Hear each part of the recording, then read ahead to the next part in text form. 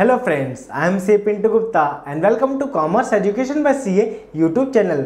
सो आज हम move on करने वाले अपने नए चैप्टर की तरफ, जिसका नाम है अनएम्प्लॉयमेंट इन इंडिया, मतलब बेरोजगारी। दोस्तों, मेरी आपसे एक रिक्वेस्ट है कि जब आप यूट्यूब चैनल देख रहे हैं या फिर कोई आप वीडियो देख रहे हैं, तब आपके पास एक नोटबुक एंड पेन पेंसिल होनी चाहिए। तो चलिए शुरुआत करते हैं।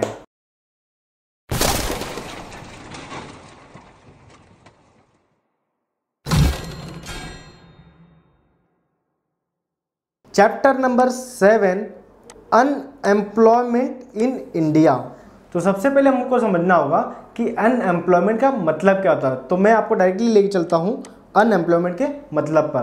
तो चलिए हम रीड करेंगे इसको। सो यहाँ पर है एनीवन मतलब कोई भी, हु इज़ नॉट गेनफुली मतलब कि जिसको फायदा नहीं हो रहा है, employ in any productivity activity, मतलब वो जो इंसान है प्रोडक्शन की एक्टिविटी में इन्वॉल्व ही नहीं है और नहीं उसको फायदा हो रहा है, is said to be unemployment. तो यहाँ पर जो दो मेन कीवर्ड है, ये है फर्स्ट है नॉट गेनफुली एंड जो सेकंड है वो प्रोडक्शन एक्टिविटी में इन्वॉल्व नहीं है। एंड जो सेकंड जो पॉइंट है, it is a situation where 15 to 59 years are able and willing to work but unable to get work, मतलब वो चाहते हैं कि हमको कोई काम मिले बट उनको काम नहीं मिलता है, इससे कहते हैं अनएम्प्लॉयमेंट। एंड हम उसको देखेंगे कि उसका इंपॉर्टेंट पॉइंट क्या है। सो जो फर्स्ट पॉइंट है, unemployment is biggest challenge in developing country. Developing country मतलब इंडिया जैसी country. India is a developing country, तो हम इंडिया के नज़रिए से बात करेंगे। सो ये जो अनएम्प्लॉयमेंट है, ये बहुत ही बड़ा चैलेंज है for the developing country. Second point है, it leads to waste of human resources. भैया जो आज का दिन है, आज अगर चलेगा तो कल कभी नहीं आता है। सो जो ह्यूमन रिसोर्स का जो वेस्ट होता है वो है अनएम्प्लॉयमेंट। थर्ड पॉइंट है, मोस्टली यंग पीपल, आप जैसे हम जैसे लोग यहाँ पर अनएम्प्लॉयमेंट का प्रॉब्लम फेस करते हैं। एंड जो फोर्थ पॉइंट है, इम्बैलेंस मतलब यहाँ पर जो पॉपुलेशन है और जो अपनी अनएम्प्लॉयमेंट है उसके बीच में इम्बैलेंस हो गया। मतलब पॉपुलेशन तो अपनी तरफ बढ़ती जा रही है और अपना जो अनएम्प्लॉयमेंट वो भी बढ़ते जा रहा है। यहाँ पर रुकने का नाम जरा भी नहीं है। तो चलिए मूव ऑन करते हैं नेक्स्ट कॉन्सेप्ट की तरफ। और जो नेक्स्ट कॉन्सेप्ट है वो है टाइप्स ऑफ अनएम्प्लॉयमेंट, जो एक एग्जाम ओरिएंटेड क्वेश्चन बन सकता है। तो यहाँ पर हम देखेंगे कि टाइप्स क्या होते हैं, मतलब कितने तरह के अनएम्प्लॉयमेंट होते हैं। फर्स्ट है रूरल अनएम्प्लॉयमेंट। फिफ्थ लेक्चर में आपको इसका ऑलरेडी मैंने मतलब बता दिया था, तो फिर भी आपको रेफरेंस के लिए मैं बता देता हूँ। रूरल का मतलब होता है the area which is outside the city और टाउन्स, मतलब वो एरिया जो सिटी और टाउन से परे हैं।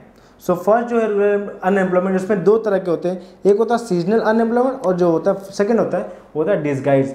सीजनल अनएम्प्लॉयमेंट, सीजनल आपको नाम से मालूम पड़ा, सीजनल जहाँ पर सीजन के हिसाब से काम होते हैं और सीजन के हिसाब से काम भी नहीं मिलते।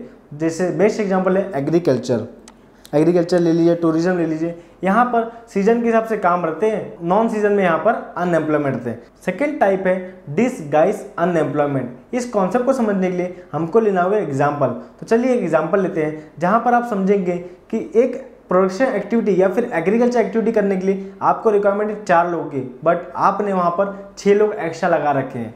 एंड जो नेक्स्ट कॉन्सेप्ट है वो है urban unemployment. Urban area includes city and towns, मतलब जहाँ पर सिटी एंड टाउन्स आप ले लीजिए, Mumbai, Delhi, Kolkata, this are all kinds of urban area. तो अर्बन एरिया में 2 टाइप है। फर्स्ट जो टाइप है एजुकेटेड अनएम्प्लॉयमेंट। भैया आप पढ़ाई लिखाई करके भी अनएम्प्लॉयड हो, मतलब आपको कोई काम नहीं मिल रही है due to whatever reason, XYZ reason के हिसाब से आपको काम नहीं मिला है, तो आप एजुकेटेड अनएम्प्लॉयमेंट है। एंड जो सेकंड है वो है इंडस्ट्रियल अनएम्प्लॉयमेंट, मतलब यहाँ पर आपकी गलती नहीं है, यहाँ पर इंडस्ट्री की गलती है। And industrial employment exam oriented है, इसको आपको ध्यान से पढ़ लेना है। फर्स्ट है टेक्नोलॉजिकल अनएम्प्लॉयमेंट। टेक्नोलॉजिकल मतलब टेक्नोलॉजी चेंज हो जाने की वजह से आप अनएम्प्लॉयड हो गए। फॉर एग्जाम्पल समझ लीजिए कि कोई इंडस्ट्री में जो बंदा है वो जो काम करता था अपना मैनुअल वर्क, अब मशीन आ गई तो उसका जो काम है वो तो निकल गया, वो तो अब उसका जो काम है वो मशीन कर रही है। तो यहाँ पर टेक्नोलॉजी चेंज हो जाने की वजह से अनएम्प्लॉयमेंट क्रिएट हो जाता है। सेकंड है फ्रिक्शनल अनएम्प्लॉयमेंट, फ्रिक्शनल किसी चीज़ का टूट जाना है या फिर किसी चीज़ का ना होना। फॉर एग्जांपल पावर कट हो गए, मशीन आपकी ब्रेकडाउन हो गई। अब अगर मशीन ब्रेकडाउन हो गई तो आप तो उधर काम नहीं कर पाएंगे, आप उस दिन के लिए या फिर वो महीने के लिए आप अनएम्प्लॉयमेंट हो जाएंगे। थर्ड है साइक्लिकल अनएम्प्लॉयमेंट। इसको समझने के लिए आपको सबसे बेस्ट एग्जांपल इस टाइम पे है कोविड-19। कोविड-19 के चलते यहाँ पर जो डिमांड है वो रुक सी गई है, और डिमांड जब रुक गई है तो उसका प्रोडक्शन भी नहीं होगा। जब प्रोडक्शन नहीं होगा तो फिर एम्प्लॉय का किस काम का। यहाँ पर जो एम्प्लॉय, जो इंडस्ट्री में जो एम्प्लॉय थे वो अनएम्प्लॉयमेंट हो गए हैं। एंड जो लास्ट है स्ट्रक्चरल अनएम्प्लॉयमेंट, जहाँ पर आप समझेंगे कि किसी इंडस्ट्री का स्ट्रक्चर चेंज होने की वजह से, उसका रूप चेंज हो जाने की वजह से यहाँ पर अनएम्प्लॉयमेंट हो जाता है। तो चलिए मूव ऑन करते हैं नेक्स्ट कॉन्सेप्ट की तरफ। नेक्स्ट कॉन्सेप्ट है कॉजेस ऑफ अनएम्प्लॉयमेंट। कॉजेस, कारण। इसके कारण क्या है भैया बेरोजगारी के, मतलब आदमी अपना काम क्यों नहीं कर पाता है या फिर उसको काम क्यों नहीं मिलता है, उसके कारण क्या है। तो फर्स्ट कारण है जॉबलेस ग्रोथ। भैया जो इकोनॉमी है ना इंडिया की, वो जॉबलेस ग्रोथ क्रिएट कर रही है। मतलब जिस हिसाब से आपकी इकोनॉमी बढ़ रही है वो हिसाब से जो एम्प्लॉयमेंट है वो जनरेट नहीं हो पा रहा है, due to such kinds of reason, due to technology बोल लीजिए या फिर अदर रीजन बोल लीजिए। यहाँ पर जो आपकी जो जॉब क्रिएशन है वो प्रॉपरली नहीं हो पा रही है। सेकेंड है इंक्रीज इन लेबर फोर्स। आपकी जो लेबर फोर्स है वो इंक्रीज हो गई क्योंकि आपकी जो डेथ रेट है वो कम हो चुकी है, एंड जो आपकी जो पॉपुलेशन है वो बढ़ती जा रही है। मतलब आपकी बर्थ रेट तो हाई है एंड डेथ रेट आपके कम है। थर्ड है एक्सेसिव यूज़ ऑफ मशीनरी। भैया जब आप मशीन को यूज़ करोगे तो आप आदमी का कहाँ यूज़ करोगे। जो मैनुअल वर्क होते थे पहले की तरह वो तो यूज ही में नहीं आ रहा है, क्योंकि आज यहाँ पर टेक्नोलॉजी चेंज होगी, आज नई नई मशीन आ रही है, तो यहाँ पर अनएम्प्लॉयमेंट तो होना ही है। तो फोर्थ है lack of skill development programme.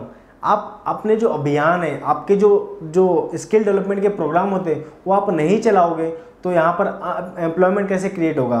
Fifth है एक्सपेक्टेशन टूवर्ड्स एम्प्लॉयमेंट। यहाँ पर जो एक्सपेक्टेशन है जो आज बहुत चल रहा है कि समझ लीजिए आप पढ़ाई करके आप सोचोगे मैं टाटा, बिरला, ऐसी जैसे रिलायंस जैसी कंपनी में जॉब करना चाहता हूँ। तो दोस्तों यहाँ पर जॉब करने के लिए आपके पास होनी चाहिए आउट ऑफ बॉक्स थिंकिंग, आपके पास कुछ अलग तरह का नॉलेज होना चाहिए, तभी आपको यहाँ पर जॉब मिलेगी। तो जो हमारा जो एक्सपेक्टेशन होता है कि हम बड़ी बड़ी कंपनियों में जॉब इजीली मिल जाता है वो आज बहुत ही दूर है। नेक्स्ट है सीजनल नेचर ऑफ एग्रीकल्चर। भैया जो एग्रीकल्चर है वो मोस्ट हार्डली 4-5 महीने 6 महीने के लिए होता है, बाकी 6 महीने तो ऐसे बेरोजगारी चलती है। नेक्स्ट है slow rate of economic development. आपकी जो इकोनॉमी जो डेवलपमेंट है जैसे जीडीपी है वो एकदम स्लो हो गया। अभी आप देखेंगे न्यूज़ में कि जीडीपी सबसे लोवेस्ट पे चल रहा है। हमारी जो ग्रॉस डोमेस्टिक प्रोडक्ट की जो रेट है वो एकदम लोवेस्ट पे हो गई है। तो यहाँ पर जब आपकी जीडीपी कम हो गई तो अनएम्प्लॉयमेंट की बात तो आ ही जाएगी। नेक्स्ट एंड लास्ट है माइग्रेशन ऑफ रूरल पॉपुलेशन। भैया जो रूरल पॉपुलेशन है अपनी, जैसे यूपी बिहार के जो लोग हैं वो मोस्टली मुंबई आना प्रेफर करते हैं, क्योंकि उनको लगता है कि मुंबई में हम कुछ काम धंधा कर सकते हैं। तो यहाँ पर जब वहाँ के लोग जब यहाँ पर आएंगे और अगर यहाँ पर भी आके उनको काम नहीं मिलेगा तो यहाँ पर जो अर्बन अनएम्प्लॉयमेंट क्रिएट हो जाएगा।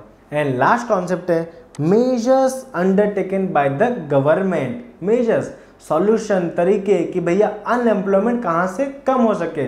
जो फर्स्ट मेजर्स है वो है एम्प्लॉयमेंट गारंटी स्कीम, जो गवर्नमेंट ऑफ महाराष्ट्र ने लॉन्च की थी इन 1972।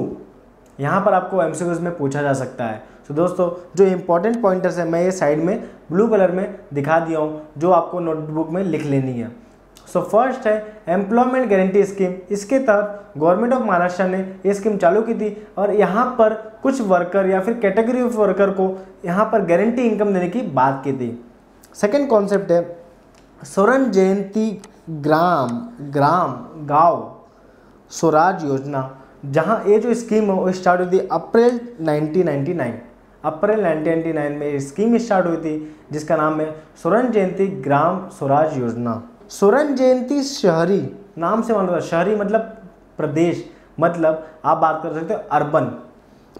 शहरी रोजगार योजना जो स्कीम स्टार्ट हुई थी दिसंबर 1997 में, ये स्कीम जो थी वो अर्बन अनएम्प्लॉयमेंट की थी, अर्बन लोगों के लिए थी, मतलब जो सिटी और टाउन्स में रहते हैं उन लोगों के लिए स्कीम लाई गई थी। नेक्स्ट जो लाया है मेजर्स वो है प्रधानमंत्री रोजगार योजना, जहाँ पर यूथ एम्प्लॉयमेंट को बढ़ावा दिया गया था, मतलब यूथ लोग को प्रायोरिटी ये स्कीम में दी गई थी। एंड ये जो स्कीम है वो 1983 में लाई गई थी।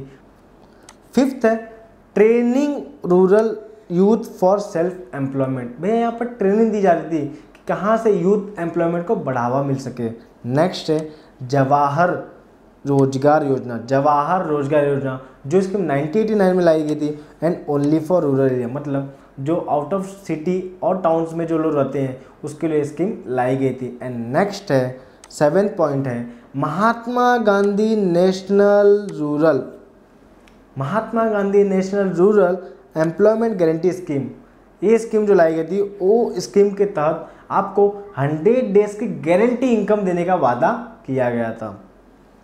अब मूव ऑन करते हैं। 8 जो स्कीम है वो है दीनदयाल उपाध्याय ग्रामीण कौशल्य योजना, जहां पर आपको स्किल की ट्रेनिंग दी जा रही थी। इसके तहत आपको स्किल ट्रेनिंग दी जा रही थी जहां पर आप स्किल ट्रेनिंग लेके आपको जॉब मिलने की जो प्रोबेबिलिटी है वो बढ़ जाए।